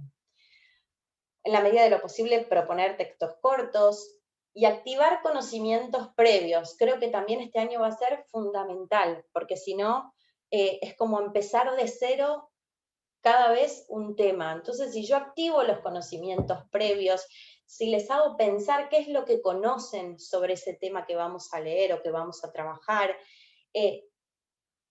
lo que hago es activar en sus cabezas ese signo de alarma de decir, bueno, ahora vamos a leer sobre esto, ¿sí? Y mi cabeza ya se prepara para eso. Parece que es re importante. También identificar el significado de las palabras, que son claves para comprender el texto, pero que podemos imaginarnos que los chicos tal vez no las manejan. Me pasó una vez con una chica de 5º grado, que nosotras en sesión estábamos leyendo un texto que hablaba sobre el chocolate. Y al final del primer párrafo decía que el chocolate era un manjar. Entonces yo le pregunté, ¿sabés qué es un manjar? Y me dice, sí, sé lo que es un manjar. Entonces le repregunto, bueno, ¿qué es un manjar? Es ese edificio de la India. Ella confundió el manjar con el Taj Mahal. Imagínense, ella venía leyendo sobre el chocolate. En ningún momento entraba el Taj Mahal, para nosotros, que lo comprendemos desde otro lugar, en ese texto. Pero miren ella a dónde lo llevó. Por lo cual es re importante que podamos ofrecer esta especie de glosario o identificar esas palabras que van a ser muy importantes para entender el texto. Y siempre dar una segunda posibilidad.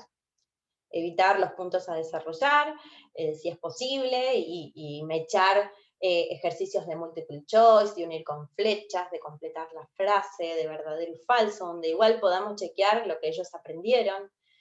Y permitir el uso de vocabulario visual y organizadores gráficos, ¿sí?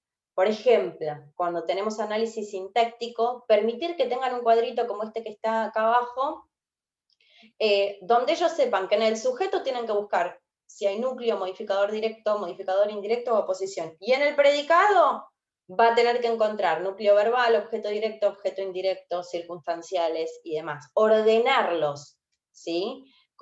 Con esto no le estoy diciendo cuál es el núcleo, cuál es el modificador directo. Simplemente los estoy ayudando a ordenar el pensamiento. ¿Sí? Y acá hay otros ejemplos, como por ejemplo este del andamiaje para cómo escribir una historia, como qué información aparece en la introducción, en el nudo, en el desenlace. Otra de las cosas que aparecen ahí son, bueno, que es un sustantivo, un verbo, un adjetivo, que esto genera siempre mucha dificultad, la forma correcta de escritura de ciertas palabras que también muchas veces generan dificultad en ellos, ¿sí? Permitir que los tengan al alcance de la mano. Cuando lo necesitan, los usan, y cuando no los necesitan, no los usan. Eso tienen los andamiajes y los recursos también, ¿no? Que utilizamos, que no son permanentes, que solamente lo que hacen es permitirme llegar en ese momento que todavía no estoy listo para hacerlo de manera autónoma. Y cuando no los necesito, los retiro. Créanme que a nadie le gusta estar con cantidad de andamiajes haciendo sus tareas. Es solo una pata que me ayuda a sostener mi aprendizaje. Después, en cuanto a las consignas, que sean cortas y precisas, muchas veces veo consignas larguísimas que piden muchas cosas por vez y eso confunde y muchas veces hace que los chicos también hagan la mitad de la consigna, no porque no la sabían, sino porque se saltearon alguna de las partes. Utilizar un vocabulario sencillo cuando yo las tenga que redactar para que se entienda qué es lo que tiene que hacer, siempre dando prioridad a que lo que me importa es que aplique el conocimiento, ¿sí? Destacar o subrayar lo que esperamos que haga, digamos la palabra clave, facilitar de a un enunciado por vez, ¿sí? Y monitorear siempre su comprensión. Y en matemática, como venimos diciendo con el resto de las cosas, asegurarnos de que hayan comprendido el enunciado, marcar los datos importantes, permitir el uso de material que los ayude a organizar el pensamiento, así como teníamos, por ejemplo, la forma, el andamiaje de cómo armar un texto escrito, también el recorrido de cómo resolver un problema, eso es de gran ayuda. Dividir los problemas en pasos de complejidad creciente y también siempre ofrecerles apoyatura verbal. Vemos en muchas actividades situaciones problemáticas con vocabulario que tal vez los chicos todavía no manejan, ¿sí? En cuarto grado, con la división y demás, muchas veces me encuentro con problemas que hablan de cuotas, ¿sí? De si compro algo en cuotas, y tal vez los chicos no saben qué es comprar en cuotas todavía a esa edad, entonces tenemos que ser muy cuidadosos con eso y ofrecer siempre la apoyatura verbal. Y permitir el uso de la tabla pitagórica y de la calculadora, ¿sí? Sabiendo que hay mucha dificultad en lo que es memoria de trabajo, dar como fluidez a que ellos al cálculo a través de la tabla pitagórica o de la calculadora y priorizar que los chicos puedan resolver, ¿sí? Que puedan elegir la operación correcta, que sepan cuáles son los datos que tienen que usar, ¿sí? Priorizar eso. Y acá hay algunos ejemplos de andamiajes o recursos que podemos usar en la clase de matemática también. Y en cuanto a los idiomas, no nos tenemos que olvidar, ¿no? que el cerebro que está aprendiendo el idioma es el cerebro disléxico también, ¿sí? Entonces que nos vamos a encontrar con las mismas dificultades y que rigen las mismas adecuaciones en el aprendizaje de idiomas, las tenemos que tener en cuenta todas, ¿sí? Y acá me gusta agregar siempre estas tres, que me parecen importantes, que son más específicas, cuando evaluamos tiempos verbales, porque los chicos también tienen que aprender el idioma, y eso lo sabemos, y hay papás que eligen escuelas bilingües Y también tenemos que acompañar eso. Como decía María, ella en un momento tuvo que sacar a su hijo porque la escuela no lo acompañaba. Nosotros como escuela tenemos que acompañar, ¿sí?, a todas las familias, porque por algo nos eligieron también.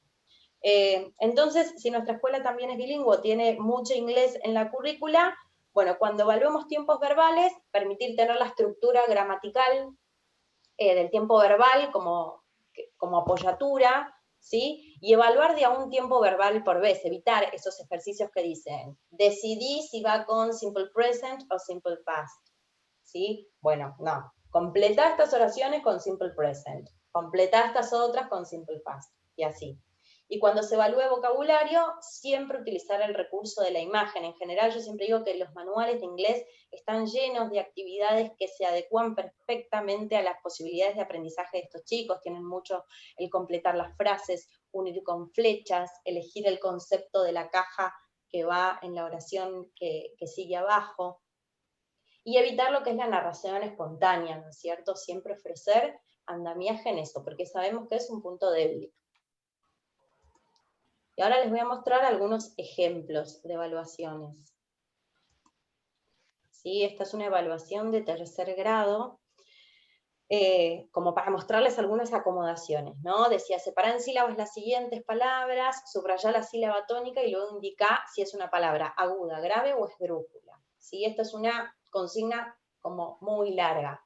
Lo que deberíamos hacer es fragmentar la consigna, ahí abajo dice fragmentar la consigna, y ofrecerles la apoyatura de recordatorio de lo que es una sílaba tónica, de cómo la reconozco, y de cuándo una palabra es aguda, grave o esdrújula. No le estoy diciendo cuál de estas es aguda, cuál de estas es esdrújula. Simplemente le estoy diciendo, acordate que las agudas son estas, que las graves tienen estas otras características. Bien, después la que me gustaría mostrarles también es en la que dice, reescribí, que tiene la cruz, dice, reescribí la leyenda tehuelche a partir del conflicto para que esta vez cuente cómo se creó el viento. Ya la comprensión de la leyenda, que tiene mucha metáfora, es muy difícil para estos chicos, ¿sí? Por lo cual, reescribirla y que cuente ahora cómo se creó el viento en una evaluación es como mucho, ¿sí? Y, por ejemplo, abajo hay otra que dice en el eje gramática, extrae del texto leído 2 oraciones que tengan conectores temporales y abajo conectores causales. Lo que yo acá puse como indicación es restringir el campo de búsqueda, porque yo le digo, buscá en el texto, que es un texto de una carilla, 2 oraciones que tengan conectores temporales y que tengan conectores causales. Tal vez restringir el campo a, en este párrafo, buscar 2 conectores temporales, y en este otro párrafo, 2 conectores causales, ¿sí? Y acá hay otros ejemplos de evaluaciones, por ejemplo, estas de sexto grado, que ya están adecuadas. Tiene preguntas de desarrollo, pero también tiene muchas de verdadero y falso, correcto, incorrecto, tiene imágenes que apoyan, tiene ejercicios de unir con flecha, y es una evaluación de un sexto grado, de ciencias naturales, ¿sí? Con contenido complejo, que habla de la refracción y de la reflexión de la luz, de materiales translúcidos, transparentes, digamos, hay vocabulario muy específico, pero lo que hizo fue adaptar su evaluación a las posibilidades de este chico. Acá otra de completar con el concepto que falta, que está dentro de la caja, y ven que el espaciado es bastante. Bien, y ahora vamos con algunas consideraciones para secundaria, ¿sí? Si bien muchas de las adecuaciones son las mismas, hay algunas cosas que a mí me parecía importante mencionarles con respecto a los chicos de este nivel. ¿Sí? En cuanto a la dinámica de clase, fomentar el uso de la agenda para que se puedan organizar, ¿sí? Y enseñar de manera explícita las técnicas de estudio y de organización de la información. Esto me parece clave. Muchas veces les pedimos a los chicos, bueno, subrayen las ideas importantes. Y les aseguro que chicos con dislexia y chicos sin dislexia no saben hacerlo. Necesitamos al docente como modelador en principio de esta actividad es muy importante enseñar a hacerlo. Y también organizar la información. Este año pasó mucho que los chicos tenían que realizar trabajos y para realizar esos trabajos tenían un video, tenían imágenes de un libro que les sacaba fotos la profesora y también tenían un PDF con texto que apoyaba lo que tenían que hacer. Imagínense la multiplicidad de espacios en donde buscar la información. Entonces nosotros ayudarlos a organizarse en cómo abordar la actividad es muy importante. Y ya les digo, les va a servir no solo a los chicos con dificultades de aprendizaje, sino también a aquellos que tengo en mi aula que no tienen dificultades o que al menos no fueron detectadas hasta el momento. Cuando damos consignas o indicaciones de manera oral, asegurarnos de que las comprendieron y de que las anotaron, porque muchas veces piensan que se las van a acordar, y esto le pasa a muchos adolescentes, y en definitiva no es así, y dejan de entregar los trabajos, o no traen el material que tenían que traer. Evitar dictados y copias extensas, y siempre proporcionar un texto seguro. A ver, y también lo aplico al año que pasó, ¿no? Muchas veces contábamos con que lo que se daba en la clase, los chicos iban a tomar nota, ¿sí? Y el tomar nota, tanto en la clase, en el aula, presencial, como de manera virtual, es muy difícil, es un desafío enorme para ellos. Entonces, proporcionar siempre un texto seguro donde ellos puedan sacar la información después para poder realizar el trabajo o la propuesta que yo les dé. Esto es importantísimo. Y aquellos que puedan grabar sus clases y después subirlas, mucho mejor. Permitir siempre que anexen a sus carpetas fotocopias o copias de la carpeta de otro compañero. En cuanto a lo presencial, hablo también, porque muchas veces no logran acopiar, prestan atención, y prestar atención, copiar, se perdieron. Entonces, permitir siempre que pueda completar la carpeta con cosas de otro compañero, si así lo necesita. Ayudarlos a encontrar un rol en las tareas grupales. Recordemos que los chicos con dificultades de aprendizaje no aparecen en secundaria, ¿sí? Sino que la dificultad se fue desarrollando durante muchos años, y muchas veces estos chicos, por las características que decía María que tenían, en cuanto al comportamiento y en cuanto a la actitud hacia el aprendizaje, hacen que después los compañeros no los quieran poner en un grupo, no quieren estar con ellos en grupo. Y ellos también no saben qué rol tener, porque muchas veces tienen inseguridades y no saben si lo que van a decir está bien, entonces después si están en un grupo quedan como los que no participaron. Entonces nosotros ser mediadores para que ellos puedan encontrar un rol en los grupos de trabajo, porque son grupos que los benefician. Presentar información acompañada de gráficos o esquemas claros. Me pasó mucho este año que vi muchas actividades, como les decía, con fotos de libros, pero que estaban súper borrosos y que no se entendían bien, ¿sí? Entonces, siempre que lo presente, para que sea efectivo, que sea claro. Incorporar el material audiovisual al desarrollo de nuestras clases, que creo que eso ya va a quedar como para el resto de, digamos, de nuestra labor.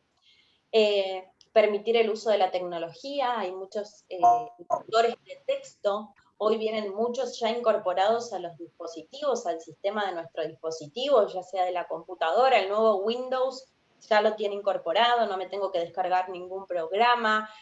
Todo lo que es sistema iOS de Apple también ya lo tiene incorporado, y si no, existen un montón de aplicaciones que lo que les permiten a los chicos es remarcar aquello que está digitalizado y que tienen que leer, y se los lee, ¿sí? Y también está la posibilidad de que ellos puedan dictar lo que quieren escribir, ¿sí? Entonces, también permitir esto, el uso de estas tecnologías que viabilizan el aprendizaje.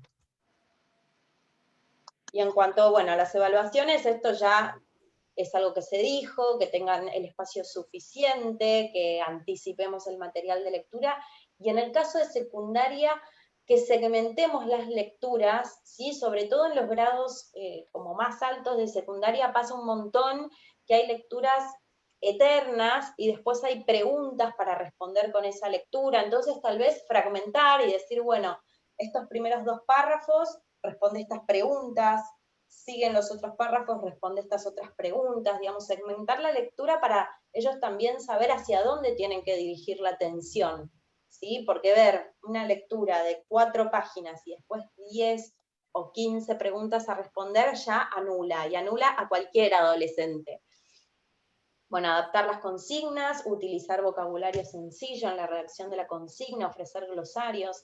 El vocabulario se complejiza muchísimo en secundaria, muchísimo, y esto va para todas las materias, y ser específicos en lo que esperamos que respondan, ¿sí? Evitar las consignas amplias. Muchas veces las consignas dicen, explica qué es la revolución industrial, y tal vez explican una parte, y lo que el profesor pretendía era que explicara las causas, las consecuencias, el marco social y político y económico, y respondió la mitad de la pregunta. Entonces, si digo, bueno, explique la revolución industrial, entre paréntesis, aclarar, ¿no? Causas, consecuencias y demás, ¿sí? Pero ser muy específicos.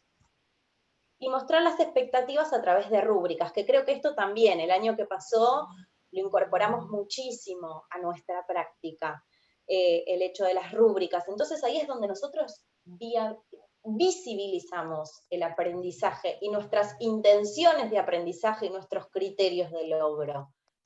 Importantísimo. Priorizar la oralidad, siempre que sea posible.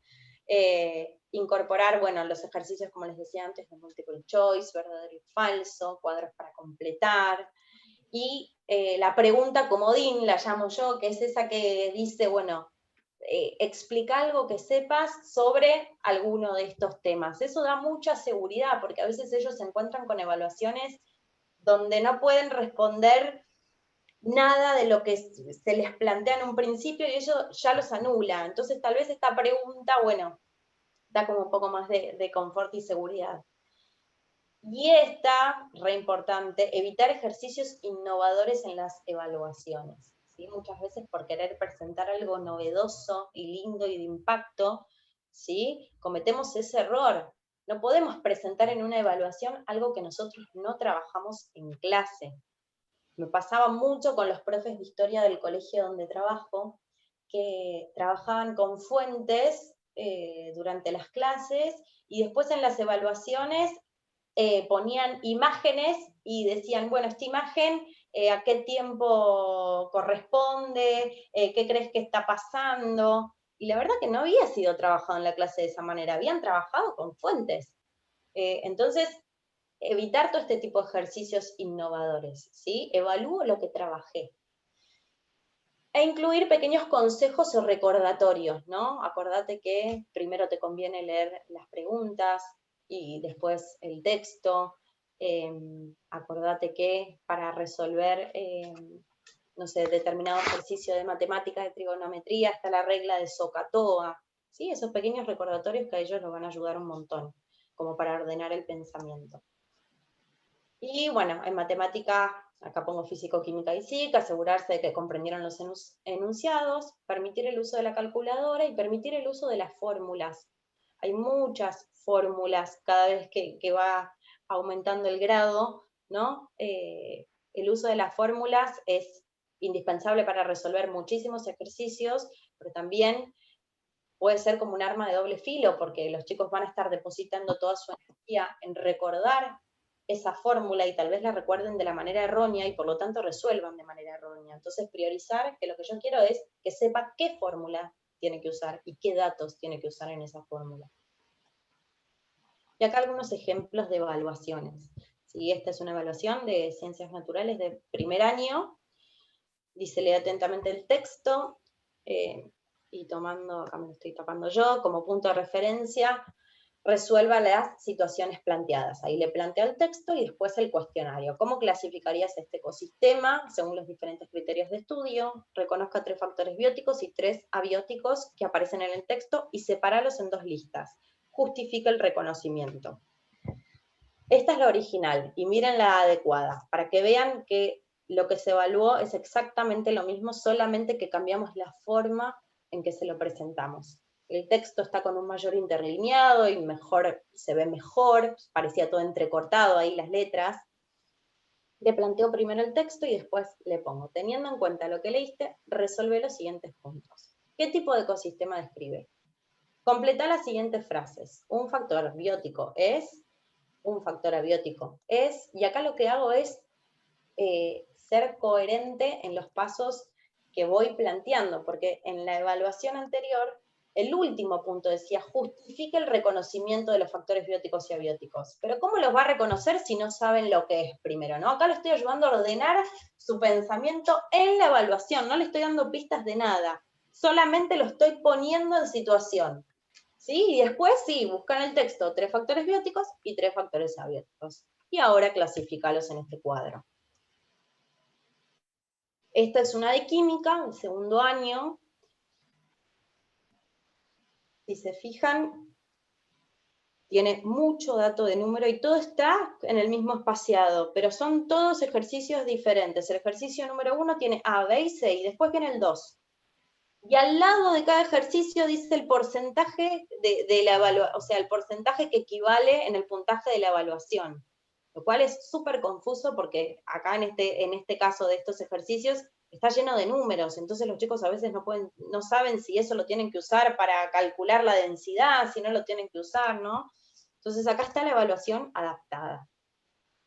¿Sí? Primero evitar evaluar la prolijidad, como punto ahí principal estaba que no sé, un porcentaje iba a la prolijidad, la verdad que no podemos hacer eso. Inti, mira lo que acabo de ver. Esto quiere decir que el certificado del curso que hicimos hace mucho tiempo que ya ni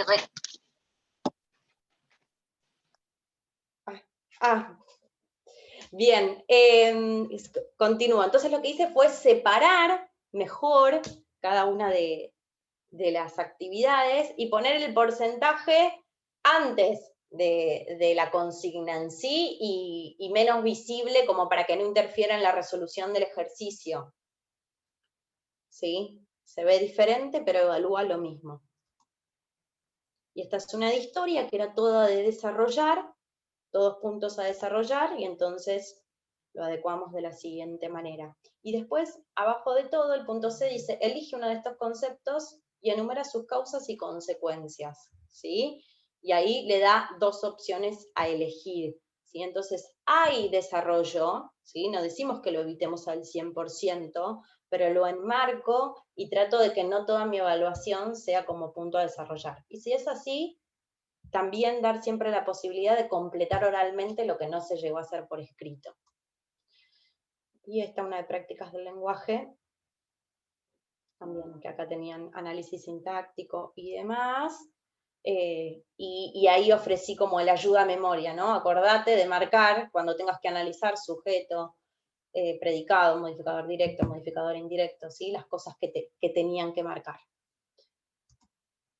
Esta es una de matemática que se resolvía desde trigonometría, y lo que se hizo fue ofrecer esa ayuda a memoria de esta regla que les había dicho yo antes del SOCATOA, se la pusimos ahí al costado como para que se la acuerde, ¿sí? Y que sepa cuándo tiene que usar cada uno, después que él decida, y marcamos en negrita los puntos importantes.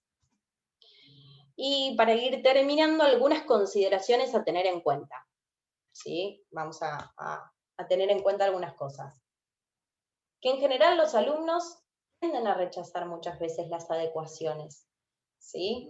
En eso tenemos que estar atentos, pero a mí se me prende el signo de alarma. Cuando un alumno me está rechazando la adecuación es porque tal vez o no la necesite o no se ajuste a sus posibilidades de ese momento, ¿sí? Entonces, tomarlo como signo de alarma, pero saber que muchas veces ellos mismos tienden a rechazarlas. Y muchas otras veces es por vergüenza, porque no clarificamos con el resto de nuestra clase y no acordamos, ¿sí? Con el resto de nuestra clase que nosotros aprendemos todos de maneras diferentes y que algunos a veces necesitan algún otro recurso de apoyo para el aprendizaje. Otra de las cosas a tener en cuenta, que un poco la había dicho María, es que aún siendo correctamente implementadas estas adecuaciones, el alumno puede obtener resultados desfavorables, porque también es una persona a la cual le pasan otras cosas, y no porque le hagamos la adecuación va a tener que responder siempre correctamente.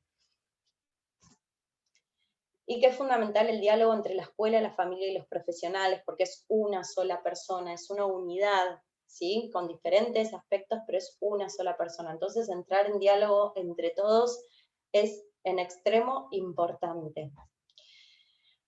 Y por último, y con esto termino, no se olviden que la información no reemplaza el juicio, ¿sí?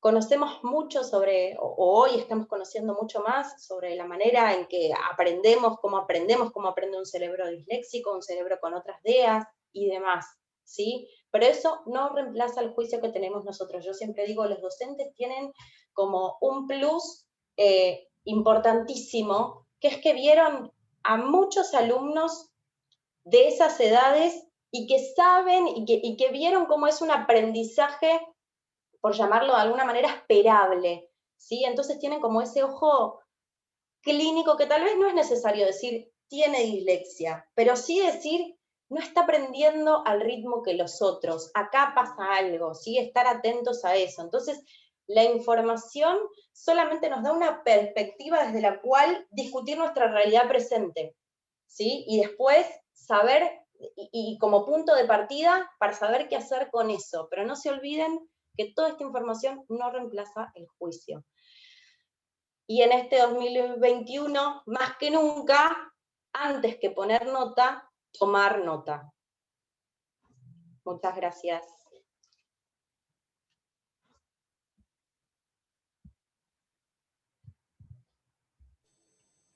Muchas gracias, Mercedes, muchas gracias, María. No sé si alguno tiene alguna pregunta para hacerles. Sé que estuvieron escribiendo en el chat, pero bueno, les dejamos 5 o 10 minutitos si quiere algún docente hacer una pregunta. Levanta la mano o se desmutea y tanto María como Mercedes se lo pueden responder. Perdón, yo quería decir algo, Yami, que ya Sí. que las tengo antes de cortar, que nada, que desde la asociación, si ustedes tienen familias que quieran acercarse y demás, nosotros manejamos las redes sociales y después a través de ahí contestamos toda la info que las familias necesiten o incluso las escuelas o docentes que quieran. Obviamente que este es un trabajo muy personal de cada una. Claro. En su aula, pero bueno, siempre es bueno saber que atrás hay gente. Nosotros, la asociación está compuesta por profesionales de la salud y de la educación y por familias también, así que nada, que cualquier cosa que sobre todo las familias necesiten, estamos a disposición, que eso me había olvidado de decirlo. Sí, hubo 2 preguntitas que yo contesté, justo recalco esto, que una de las preguntas fue que le habían dicho a la persona que preguntó, que no me acuerdo el nombre, si podía hacerse diagnóstico a través de resonancia magnética. En realidad, la resonancia se usa solamente para investigación, no es una forma de diagnosticar las dificultades de aprendizaje.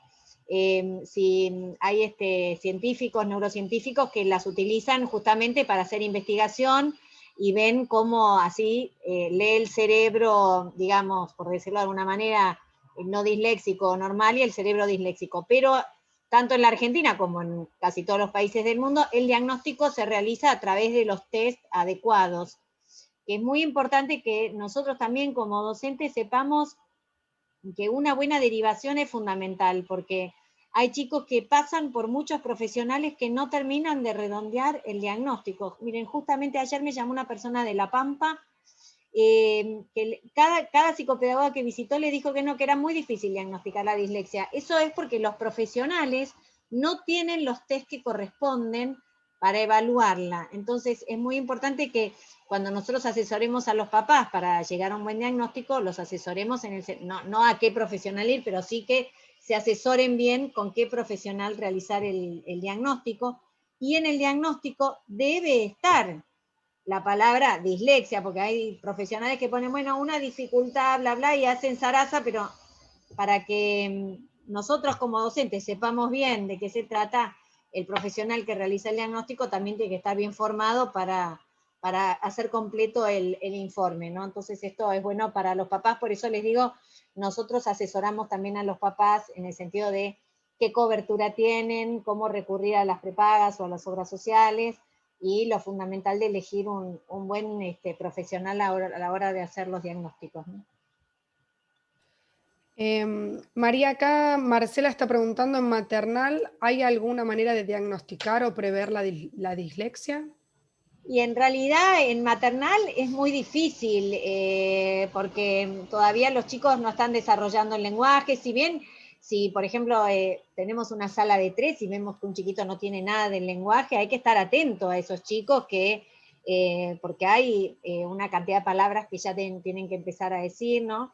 Entonces, pero en realidad lo que vamos a trabajar más es, sí, a partir de sala de 3, 4 y 5, todo lo que es conciencia fonológica, ritmos, rimas, y esto me va dando, así, a grosso modo, qué grupo de chicos no logran avanzar como el resto de mi sala, ¿no? Y esto me va a dar una mirada, sobre todo a partir de finales de sala de 4 y sala de 5, qué chicos pueden estar en riesgo. María, ¿te puedo preguntar por acá? ¿Sí? Volviendo a lo del maternal, porque se me ocurrió que en una manera quizás podamos ver si pierde la atención inmediata cuando es el momento de un cuento. Quizás un niño que se retira no es porque no esté solo interesado en el cuento, puede ser una ventanita que nos esté mostrando que, pero bueno, es muy difícil en esa edad, sala de 2 estoy hablando y sala de 1. Claro, lo que pasa es que ahí esos chicos pueden tener desde nada hasta infinidad de cosas, ¿no? O sea, hay un abanico muy grande de dificultades que se pueden plantear. Sí, yo creo que la observación tiene que estar siempre. Miren, yo les cuento, yo le hago de secretaria de mi marido también en el consultorio, ¿no? Y claro, yo muchas veces le digo, che, ¿te fijaste en fulanito? Porque yo los veo por ahí en la sala de espera, como algunos, sobre todo los de 1, los de 2, desarrollan habilidades, lenguaje, y hay otros que vos lo ves que pasa de un mes al otro y, bueno, entonces, lo que pasa es que eso puede ser desde nada, porque puede ser una falta de estimulación, mucho tiempo frente a frente al celular, que eso falta, vieron que cuando un chiquito desde edades muy tempranas está frente a un aparato, le falta la retroalimentación con el adulto y eso hace que, digamos, va en detrimento del desarrollo de su lenguaje. Entonces puede ser desde nada hasta infinidad de cosas. Por eso hoy, pero hoy creo que... no tenemos algo muy puntual que nos puedas decir. Quizás más adelante sí haya No, por conductas eso, hay que observarlo. Yo creo que en esto el trabajo en equipo de todas las docentes es tan importante decir, bueno, yo fui maestra, tuve estos chiquitos en sala de 1 y de 2, y bueno, y hablo con la señora de sala de 3, mirá, yo observé fulanito, menganito, esto, a ver cómo evoluciona, cómo sigue, si vos vas a trabajar esto, bueno, y ella ir trabajándolo con la señora de la sala siguiente, ¿no? Esta cosa de trabajar siempre en equipo de paralelos y hacia arriba y hacia abajo, ¿no? Está bien, muchas gracias. No, de nada.